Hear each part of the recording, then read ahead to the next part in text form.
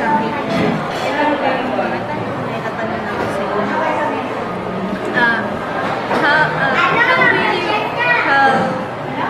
How will you be affected by the K-12 program? Bilang teacher po, paano po kayo maaapektuhan ng K-12 program? Sobrang laki kasi syempre, ito po, number one, ang mga educators, kami mga teachers ang implement. Una sa curriculum, malaking pagbabago. Especially me, sa TNE ako, yun ang pinaka-number one na affected yun. So, marami mga bago. Lahat ng project kailangan IGP, ibig sabihin income generating project. Tapos, di ba nadagdagan yan another 2 years. Tapos, meron mga 24 short courses na bagong i-offer kung saan doon ang mamimili yung school ang pwede nila i-offer sa mga estudyante. 8 courses for 2 years. Tapos, pagdating ng 3rd year, ng grade 8 hanggang grade 12, yun yung ma-master nila. So, malaki, sobrang laki ng epekto sa amin. That's it. Ito yung pangalawang kong tanong, what changes will you make in your teaching style, contents, methods, and medium of instructions? Ano po yung... Nothing in particular kasi di ba, wala namang best method. So, lahat, depende kasi alamin mo muna yung nature ng mga bata, kung fast learner, slow learner, depende din sa subject matter. So, just because it's TNT doesn't mean you will always be using demonstration method. Iba-iba. So, varieties of method. Pipili ka lang kung ano doon, anything that would best fit the topic or the lesson. Salamat. How will you be prepared? Paano po kayo pinrepare ng school administration in terms po sa seminars, trainings, facilities, yung reading materials po, tsaka po yung sa equipment? Paano po kayo pinrepare para din po sa K-12 program? Yung totoo? Apo. Yung totoo, syempre nag-conduct naman sila ng mga seminars regarding sa in-orient nila yung faculty members regarding na dun sa K-12. Regarding naman sa facilities, honestly speaking, our school doesn't have the facilities that we are needing. Para sa K-12. Depende naman yun sa courses na i-offer ng school. Depende sa resources na. Kung wala siyang ganitong resources, di ba niya i-offer. Pero sa atin kasi, medyo naglalak pa tayo. Bawa yung sa commercial equipment. So kasi medyo hindi pa sapat yung laki ng natin. Sa facilities wise, medyo hindi pa tayo ganun ka-ready. Sa module naman, may pinrepare naman yung DepEd na module and that is national law. Pero I really find it parang medyo anemic pa siya. So we don't really rely on what they have provided. So, mga personal researches pa. Ito pa po. Yung salary nyo po, tsaka yung teaching schedule, mag-iiba po ba para dun sa K-12 program? Next question. Hindi ako. Yung salary, oo, nagkaroon naman ng adjustment. Nagkaroon naman ng augmentation sa salary. Just last year lang, even not mistaken. Tungkol sa schedule, yearly naman nagbabago yan. Tapos po, yung last po tanong, nag-a-agree po ba kayo sa K-12 program? Yes, definitely.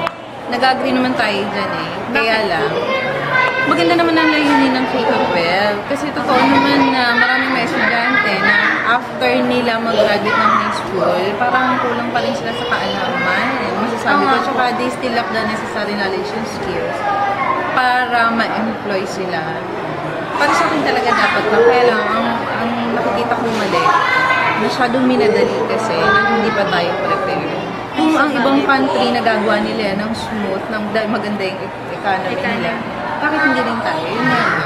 The problem is that our government,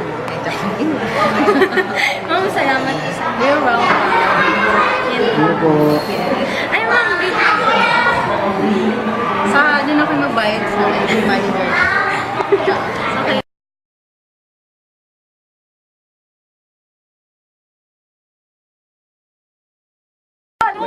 Okay. Sandali, magpapaganda muna. Okay. Ma'am, good afternoon po. Mga estudyante po kami galing sa New University. Gusto ko po kayong ma-interview about sa K-12 program. Ito po yung unang paano po ba maapektuhan yung mga teachers sa estudyante ng Okay, doon sa grade as a sa estudyante, as what I have said a while ago, in terms of number of years in staying here as a high school student, nagkaroon siya ng additional na 2 years. Instead na 4 lang before, ngayon 2 years na. So that's the first epekto ng K-12. What else? Kasi ngayon anak, before di ba, halimbawa yung English, when you were high school student, yung English everyday nga. Opo. From Monday to Friday. But now, 4 times na lang yung a week. So may free day na. Not only in English, pero sa lahat ng subject. Nadagdagan po ba yung subjects? Sa ngayon, wala pa. 8 subjects pa rin. Pero, pagdating ng, kasi di ba, we started last year. Ngayon may grade 8 na tayo. Tapos grade 9 na, this coming June. Tapos grade 10. Madadagdagan lang yun, anak, pag grade 11 nila to 12. And then, mostly, yung maging subjects nila, para sa grade 11 and 12, mga ano na yun, kumbaga sa ano ngayon, yung Technology. Yes. Kasi based from what we learned, para ba yung grades sa 11 and 12 na anak, parang parehas siya ng first year college. Pero it differs in the sense na pag-graduate na sila ng 12, they can be hired already Yun po. in any Para pong vocational yung 11 and 12. Yes. Tapos ma'am, ito pa po. Yung, ano pong mga changes yung gagawin nyo sa teaching styles, contents, methods, tapos medium of instruction? Kasi kami ngayon, siyempre ako academically, ako diba, I'm an English teacher. Siguro magkakaroon siya ng pagbabago, anak. Pagdating pa rin nila doon sa 11 and 12 kasi actually, last year, nag-survey kami. Kung ano yung skills ng bata. Nagkaroon kami ng survey. So, based from the result, doon natin makikita kung si student A ba dito, o si student A ba ay talagang, ano ba yun, what's the term for that? I forgot the term. Applicable. Basta, what I mean is, si student A ba talaga ba dito siya sa course na to? Kung baga po, Fitted ba siya dito sa course na to? Si student A, si student B, si student C. Pero sa ngayon, yung grade 7, 8, 9, 10. Kasi kung i-ano natin yan, first year, wala bang changes? Wala po. Ano pa rin, solid pa na 8 subjects. Pero di ba you're aware already na ang MAPE natin ngayon is composed of 4 components, right? Opo, music, arts, speech, health. Wala bang changes na? Pagdating na lang sa 11 at 12 na. Tapos, ito pa po.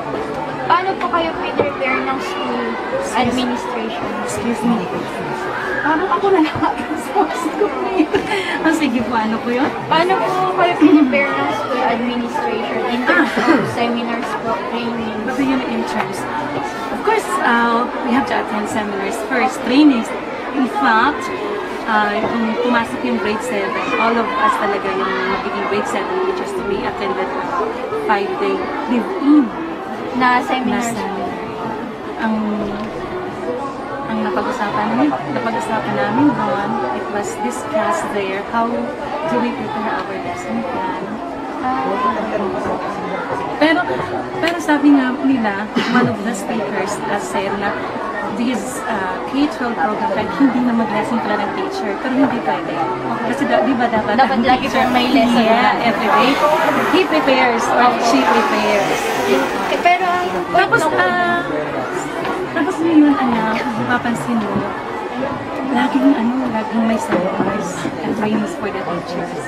Especially pag pumasok na ang grade 11 and 12. Kasi in fact, even sa pag-hire ng mga teachers, madali na ngayon ma-employ ka, yung ma-permanent ka. Kasi nga, dahil sa K-12. Kaya in demand ngayon. Yeah. Yun po. Ito na lang po. Last 2 questions na po. Last two, ha? Opo. Okay. Opo. Yung salary niyo po ba tsaka teaching schedule, mag-iiba po kaya kapag pasok? Salary, no changes at all. Depende na lang kung ma-promote ka from teacher 1, teacher 2, teacher 3. May ranking po. Yeah. Ang basic na yun, teacher 1,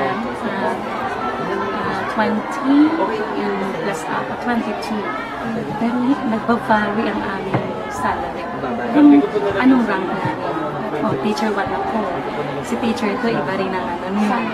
Si teacher 3, si Mr. 1. Pero pagdating naman sa skills, sa di ba nagkaroon ng changes? Opo, Yun na yun, di ba? Yun po sabi niyo lang po earlier. Oo, yeah, na instead of 5, 4 times na lang po. yes. Last Tapos, na po. especially the ESP, yung yung values, Ah, edukasyon sa pagpapakata. Tama ba yun? Kasi po yung ESP po namin dati, edukasyon na Pagpapahalaga po ata. pagpapakata. Card. Teka, gusto mo kunin natin, itinan natin sa card yung ESP. Kung ano ibig sabihin. Wala na. Oo, yan daw. Yun. So, parang sila, ano lang sila eh. Choice. Meron talagang changes sa schedule. Pero it doesn't mean naman, gumawa ako, 4 times ko nang inimit ng estudyante ko. Sitting free na ako sa day ko na yun. Wala po. Free day ko. Opo. Yun naman yung time namin para mag-prepare naman kami ng aming mga visuals. Tama po. Recording, ganun, compilation of praise. Ayun, but of course, papasok pa rin kami dun sa official time namin. Bawa ako. Official time ko is 6 to 12:20. So, before 6, I should be here. Kahit na 4 times ko lang namimit ang mga estudyante ko. What else? Yung last question po, nag-agree po ba kayo sa K-12? Nag-agree. Yeah? Bakit po? Para madaling madaling magkaroon ng oportunidad ang mga estudyante, especially for those talaga na cannot afford na papag-aralin ng mga magulang sa tertiary level of education. No, but most of us kasi sa ngayon especially the parents, they don't agree, kumbaga. Kasi daw po, Kasi nga, mapapahaba yung tapos yung budget, Yun diba? nga. Ganon lagi doon lagi tayo nagpo-fall sa budget. Pero, on the other hand, maganda kasi, imagine after ka makagraduate ng grade 12, pwede ka pwede na ka na ma-hire. May certificate ka na. tama po. Diba? Instead na, kasi ngayon, yung mga hindi nakapag-college, ano ginagawa? Tatambay-tambay. Kasi wala silang work, kasi wala pa silang certificate. Hindi po sila matanda. Unlike, if you are a graduate of K-12 program, Pwede na po. tsaka, di ba, tayo naman talagang binigyan tayo pagdating sa K-12 sa kasi education, di ba? tayo naman po ata sa Asia yung hindi pa po nakakita. Pero parang experimental pa lang last year. Pero tingnan mo. Pero ngayon po, okay na po. Step by step. Baby steps. Okay. Yan po. Salamat po. What else? Yun na lang po. Okay. Salamat.